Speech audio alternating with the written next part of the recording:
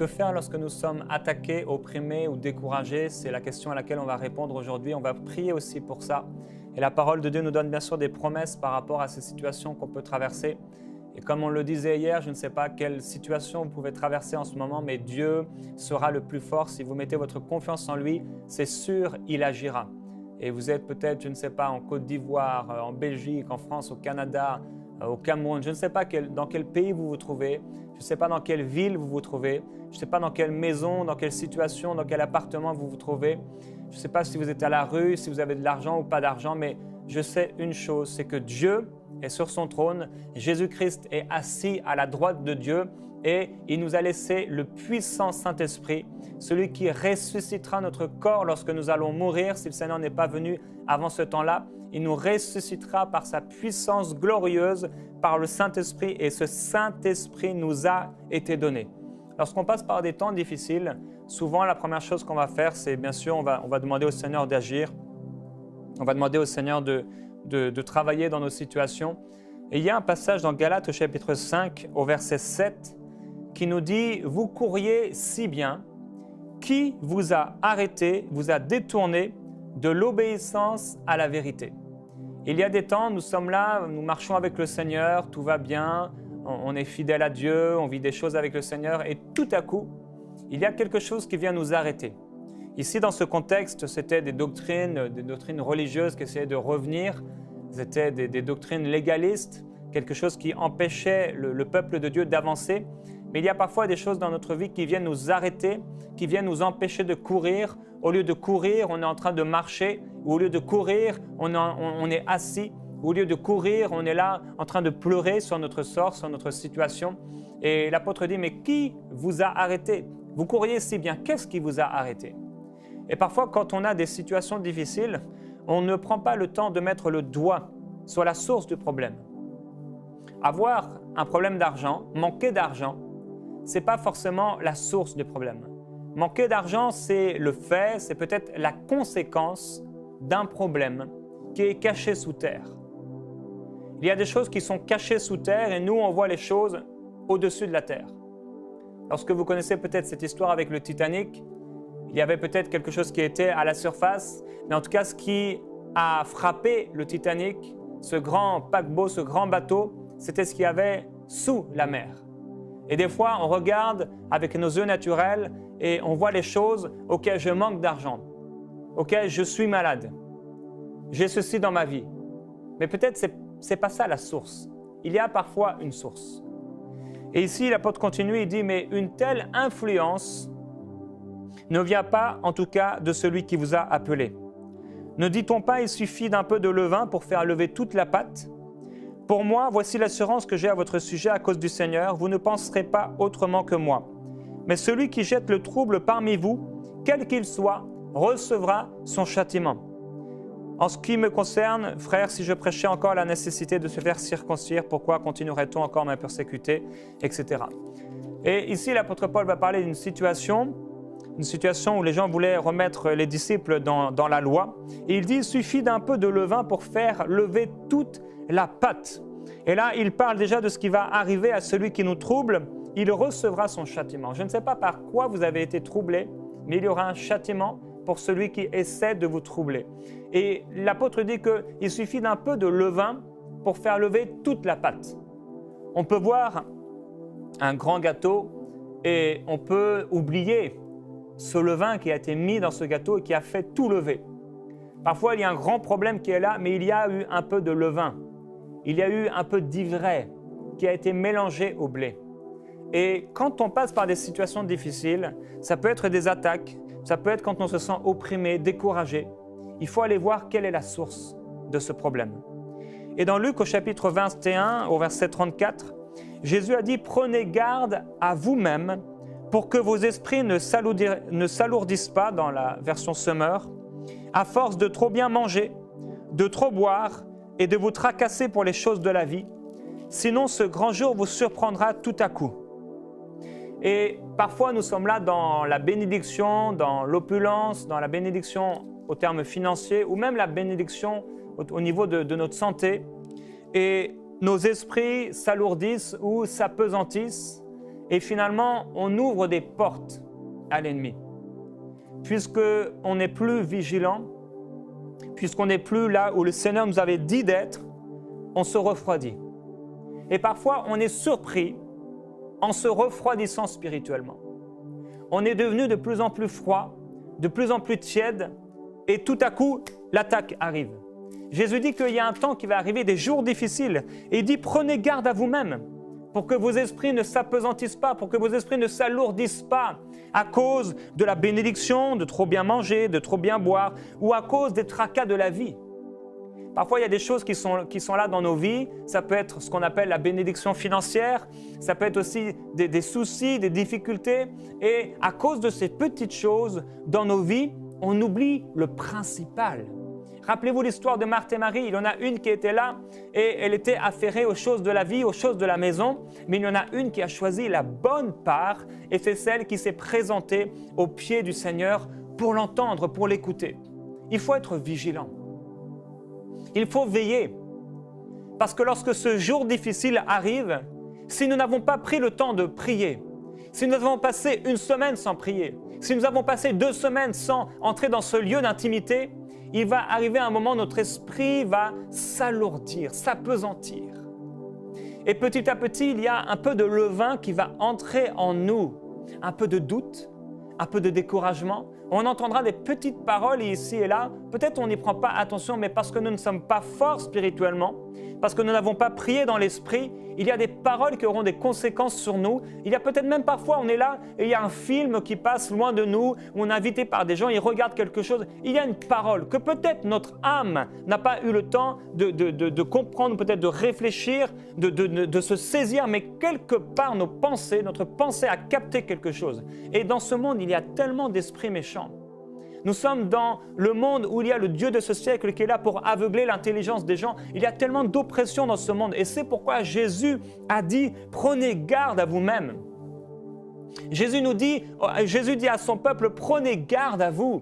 Oui, vous êtes mes disciples. Oui, vous êtes mes brebis. Oui, vous êtes les brebis de mon pâturage. Oui, je prends soin de vous, mais prenez garde à vous. Le Seigneur peut être là, il peut nous protéger, on peut être dans son troupeau, on peut être dans son pâturage, on peut être bien même sous ses ailes. Mais Jésus nous dit, mais même sous mes ailes, même dans ce pâturage, même dans cet enclos, prenez garde à vous. Prenez garde à vous. On ne sait jamais s'il y avait un champignon dangereux, nocif, qui commence à pousser alors que nous sommes là tranquillement. Et si on ne prend pas garde à nous, on le mange et on meurt. Jésus dit, prenez garde à vous.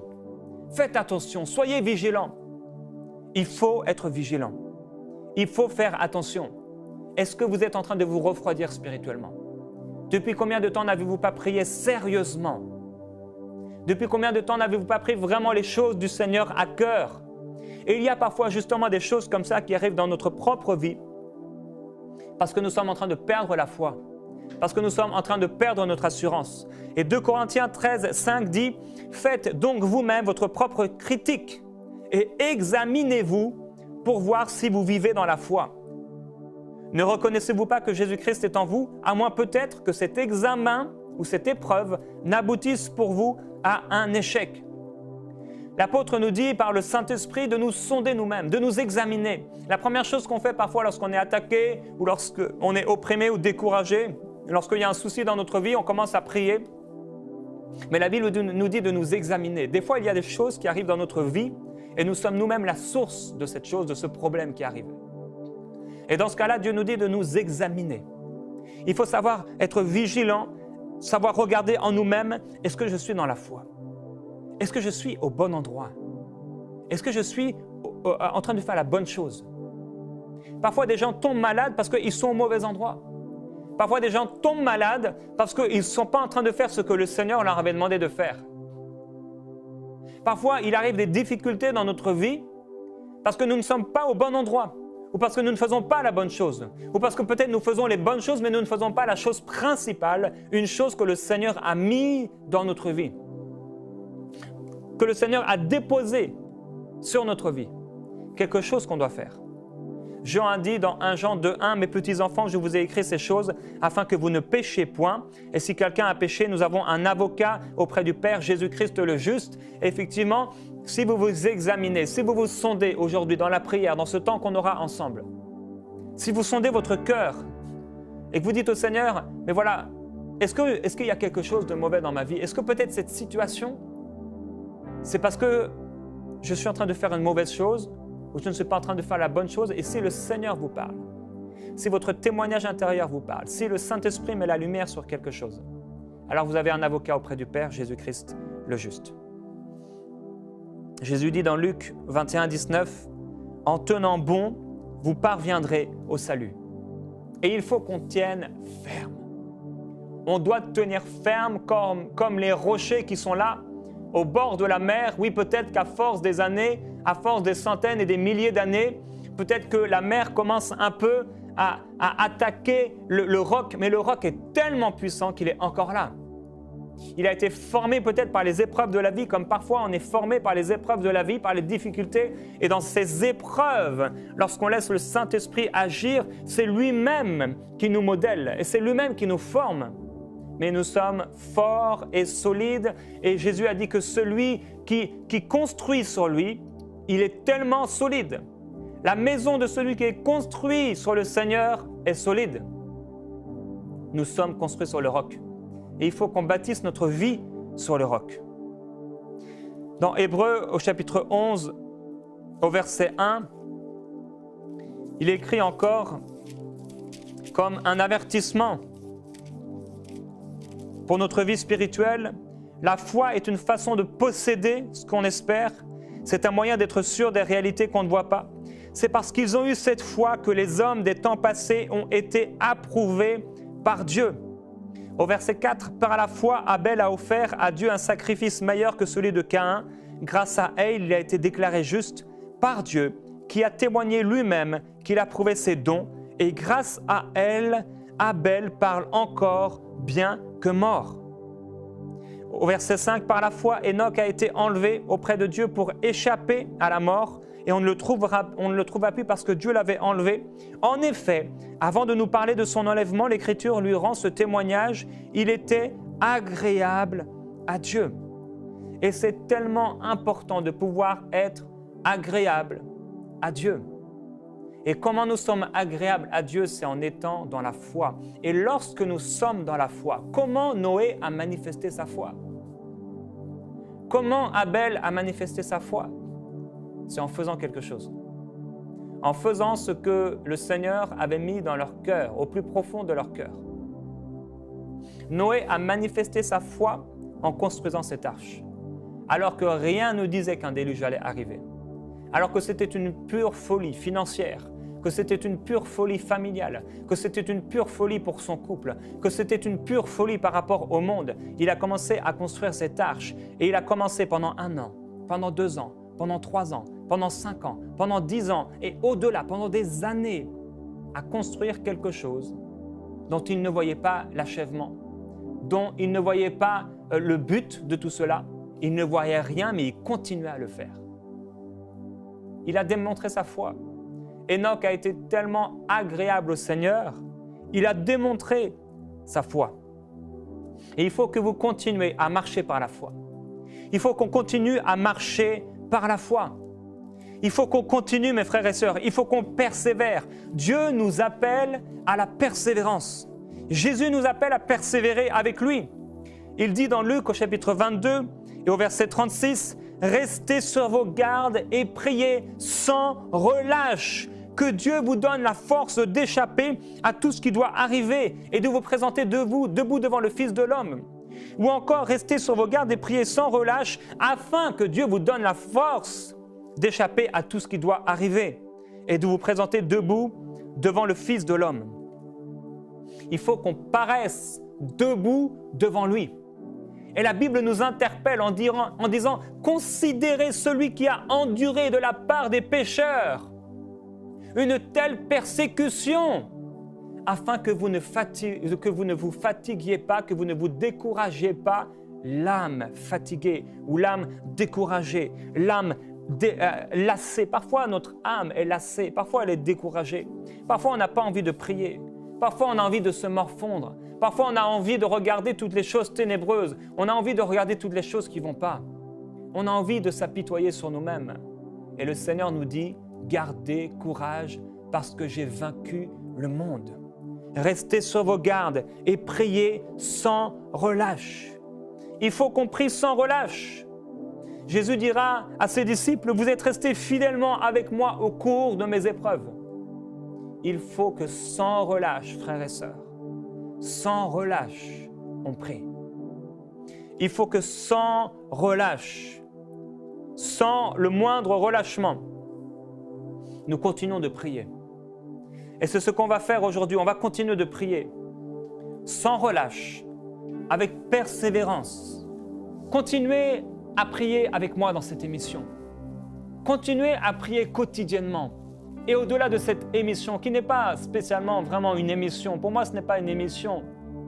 Pour moi c'est un temps dans la présence de Dieu. Pour moi c'est une chambre de prière devant laquelle et dans laquelle se réunissent des frères et des sœurs du monde entier, en Afrique, en Europe, en Asie, en Amérique. Des frères et des sœurs du monde entier qui prennent ce temps comme un temps sérieux devant le Seigneur. Et dans ce temps sérieux, mon frère, ma sœur, je voudrais que tu puisses fermer les yeux maintenant. Et tu as entendu parler de quelque chose d'important. Tu as entendu parler de regarder en toi-même, de sonder ton cœur, de t'examiner. Y a-t-il quelque chose dans ta vie que tu dois délaisser? Es-tu vraiment en train de faire la bonne chose? Es-tu vraiment en train d'accomplir ce que Dieu t'a montré peut-être dans des rêves, dans des prophéties, dans ton témoignage intérieur? Es-tu en train d'accomplir ce pourquoi tu as été créé? Il y a maintenant des pensées qui se lèvent maintenant dans ton cœur. Elles vont jusque dans tes pensées, dans ton âme. Elles s'élèvent maintenant. Que feras-tu avec ces choses-là? Il y a d'entre vous qui doivent se débarrasser de péchés, des addictions. Il y a d'autres qui doivent prendre la décision de commencer à faire ce que Dieu leur a dit depuis bien longtemps, à être au bon endroit. Il y a plusieurs personnes qui doivent renoncer à des mauvaises amitiés. D'autres personnes qui doivent changer de travail parce que ce n'est pas du tout le travail que le Seigneur avait pour eux. D'autres personnes qui se sont fiancées avec des gens qui ne marchent pas avec le Seigneur et qui deviendront pour eux une terrible occasion de chute. Et le Seigneur vous dit de vous séparer. Il y a des gens qui trafiquent financièrement. Ils marchent dans la fraude, dans le vol, dans la manipulation. Et ils doivent aujourd'hui prendre une décision de marcher dans l'intégrité. Il y a des gens qui sont de mauvais pères. Ils parlent avec dureté à leurs enfants, alors que la parole de Dieu nous dit de ne pas irriter nos enfants. Des pères qui sont là et qui battent leurs enfants. Et Dieu ne nous a pas appelés à battre nos enfants, mais Dieu nous a appelés à aimer nos enfants. Et il y a une décision que tu dois prendre. Il y a des difficultés au niveau des couples. Il y a des paroles qui ont été prononcées, il y a des actions qui ont été faites. Et il y a là encore une décision à prendre. Il y a des contrats qui auraient dû être signés ou qui n'auraient pas dû être signés et qui l'ont été faits, qui ont été faits ou qui n'ont pas été faits alors qu'ils auraient dû être faits. Et il y a là encore une décision à prendre. Il y a des décisions qui sont prises humainement et Dieu n'a rien à voir là-dedans. Vous n'avez pas demandé au Seigneur ce qu'il en pensait. Et vous êtes en train d'acheter une maison, vous êtes en train de faire quelque chose, vous êtes en train d'entrer quelque part et vous n'avez pas pris vraiment un temps sérieux devant le Seigneur. Et là encore, il y a une décision à prendre. Il y a quelque chose à faire. Il y a vraiment quelque chose à faire devant Dieu. Examinez-vous pour voir si vous êtes sur le chemin de la foi.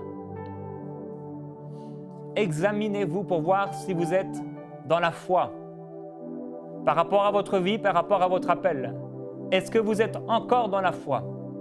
Dieu vous a parlé, Dieu vous a dit des choses, mais peut-être que vous méprisez ces choses.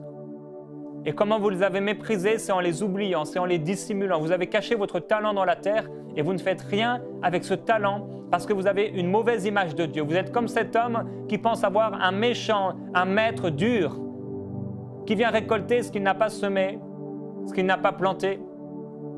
Parce que vous avez une image de Dieu qui est tronquée, qui est fausse. Vous avez caché votre talent dans la terre parce que vous n'avez pas cru que Dieu était capable. Et vous devez vous examiner. Il y a des difficultés dans votre vie? Peut-être suite à des attaques qui sont purement sataniques. Mais il y a peut-être aujourd'hui quelque chose qui s'est passé dans votre vie parce que vous n'êtes pas au bon endroit. Et je me souviens un jour, il y avait tellement de problèmes dans ma vie. Financièrement, je n'avais plus de travail, je n'avais plus de maison, je n'avais plus de voiture. J'ai dû retourner vivre chez mes parents au bout de 2 ou 3 ans de mariage. Et ça a duré quelques semaines. Et j'ai dit, il suffirait plus que je sois malade et je serais comme un deuxième job. 2 jours après ou 1 jour après, j'ai attrapé une insolation et j'étais là malade dans une voiture. Et le soir, Dieu a commencé à travailler dans mon cœur. Et j'ai commencé à réaliser que j'avais pris des décisions sans Dieu. Quelle est la décision que tu as prise sans le Seigneur? On est dans un temps de prière. Quelle est la décision que tu as prise sans le Seigneur et qui t'a amené là? Dieu est fidèle et juste pour nous pardonner de tout péché. Et j'ai réalisé qu'1 an auparavant, j'avais quitté ma ville, j'avais quitté une maison qu'on m'offrait gratuitement, simplement pour me rapprocher de mon travail. Et je m'étais mis dans des problèmes. Et il s'en était suivi une accumulation de problèmes. Jusqu'à arriver à ce jour où je me suis repenti. Je demandais pardon au Seigneur. Pardon parce que pendant tous ces mois-là, oui, j'avais des problèmes. Je priais que Dieu me délivre de ces problèmes. Mais je ne voyais pas la source. Et la source, c'était d'avoir accompli des choses sans avoir demandé vraiment, vraiment ce que le Seigneur voulait. C'était d'avoir fonctionné avec mon intelligence. Et la Bible dit, je crois dans Proverbes au chapitre 3, ne marche pas selon ton intelligence, mais mets ta confiance en Dieu. Reconnais-le dans toutes tes voies. Et c'est lui qui aplanira tes sentiers. Tu veux aujourd'hui que le Seigneur aplanisse tes sentiers? Reconnais Dieu dans toutes tes voies. Et c'est lui qui agira. C'est lui qui le fera. Lorsque je me suis repenti, en 24 heures, ma situation a été totalement transformée. Un homme a reçu un songe, il a reçu une révélation. Le Seigneur m'a redonné ce qui avait été volé par ma bêtise, par mon ignorance ou plutôt par ma rébellion, le fait d'avoir voulu marcher moi-même. Je ne sais pas quelle est ta situation et ce que tu vis, mais si ce que tu vis est à cause d'une mauvaise décision, je demande maintenant au Saint-Esprit de t'éclairer et de te montrer le chemin à suivre. Merveilleux Père, je prie pour cette personne. Peut-être elle est opprimée, découragée.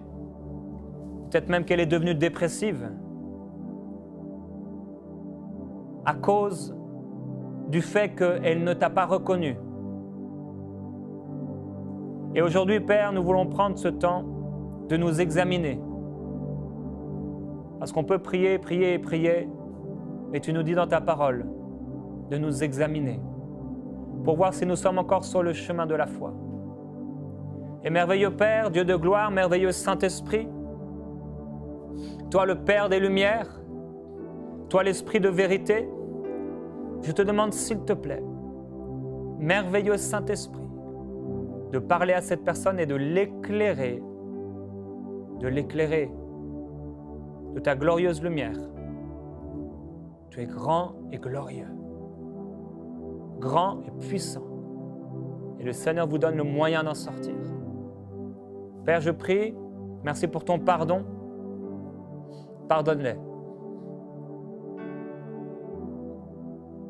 Nous déclarons ton pardon. Nous déclarons qu'ils sont pardonnés. Au nom de Jésus. Alors qu'ils viennent devant toi avec un cœur repentant, ils sont justifiés par ton sang. Alléluia. Il y a d'autres personnes, vous avez été tout simplement attaqués. Et j'ai aujourd'hui plusieurs sujets de prière importants et on prendra plus de temps demain pour prier pour ces sujets de prière. Il y a plusieurs personnes qui nous ont écrit, ils ont le cancer, la sclérose en plaques, d'autres personnes qui ont fait des tentatives de suicide. Il y a différents sujets de prière. Une personne qui est attaquée au niveau de ses enfants par apparemment de la sorcellerie. Une personne qui a une maladie incurable. Il y a des fois, nous n'avons rien fait de mal. Nous n'avons rien sur la conscience. Et nous pouvons dire, comme l'apôtre Paul, nous nous sommes conduits en toute bonne conscience devant Dieu. Et quand nous n'avons rien ou plus rien sur la conscience, alors à ce moment-là, nous sommes forts pour pouvoir prendre autorité contre ces choses. Et demain, nous allons prier pour vous qui passez par des difficultés, des maladies, des choses terribles comme cela. Et nous allons voir encore ensemble qu'est-ce que nous devons faire lorsque nous sommes attaqués, découragés, opprimés. Quelle devrait être notre attitude? Comment on devrait réagir? Et on va voir comment réagissaient certaines personnes dans la parole de Dieu. Et nous allons voir ensemble l'importance de serrer la parole de Dieu dans notre cœur. Comment nous devons serrer la parole de Dieu, ce que Dieu a dit à notre sujet. Et je proclame au nom puissant de Jésus-Christ que le Seigneur vous parle par votre témoignage intérieur, par votre conscience, l'intuition, ces fonctions de votre esprit qu'il vous a données. Je déclare aussi qu'il vous parle par prophétie, par songe, par vision, selon ses désirs. Je déclare qu'il vous parle à travers sa parole puissante, sa parole écrite, sa parole révélée, sa parole audible. Je déclare que le Seigneur vous parle parce que vous êtes ses bien-aimés, parce que vous lui appartenez, parce que vous êtes ses enfants, parce que vous êtes ses brebis, parce que vous êtes son épouse. Le Seigneur vous parle et il prend soin de vous. Je déclare une journée tellement bénie, remplie de gloire et de joie au nom de Jésus-Christ. Envoyez-nous vos sujets de prière à prière@enseigne-moi.com.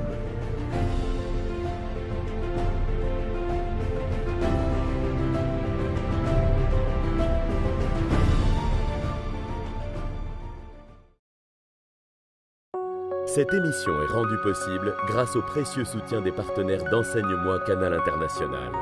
Retrouvez tous nos programmes sur enseigne-moi.com.